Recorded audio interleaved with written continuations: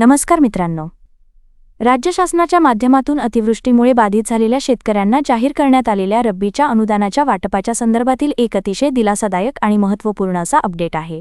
मित्रांनो, खरीप हंगाम 2025 मध्ये बाधित झालेल्या शेतकऱ्यांना राज्य शासनाच्या माध्यमातून हेक्टरी 10,000 रुपये रब्बीचे अनुदान जाहीर करण्यात आले होते.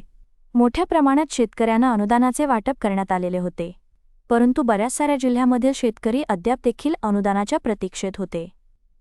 मित्रांनो, याच्यामध्ये 22 जानेवारीपासून आपण पाहिलं होतं की काही शेतकऱ्यांना उर्वरित असलेले अतिवृष्टीचे अनुदान वितरण व्हायला सुरुवात झालेली होती आणि याच्यामध्ये ज्या शेतकऱ्यांना अतिवृष्टीचे अनुदान वितरित करण्यात आले त्या शेतकऱ्यांचं रब्बीचे अनुदान बाकी होतं.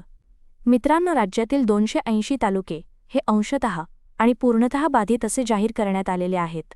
या अतिवृष्टीमुळे नुकसानग्रस्त झालेल्या या तालुक्यातील महसूल मंडळातील, याचबरोबर सततच्या पावसामुळे आणि ऑक्टोबर-नोव्हेंबर महिन्यामध्ये झालेल्या अवकाळी पावसामुळे कोकण आणि विदर्भातील काही जिल्ह्यांना रब्बीचं अनुदान मंजूर करण्यात आलेलं होतं आणि याचं पात्र असलेल्या आणि मंजूर असून अनुदानाच्या प्रतीक्षेत असलेल्या शेतकऱ्यांना आता अखेर हे रब्बीचे अनुदान वितरण व्हायला सुरू झालेलं आहे.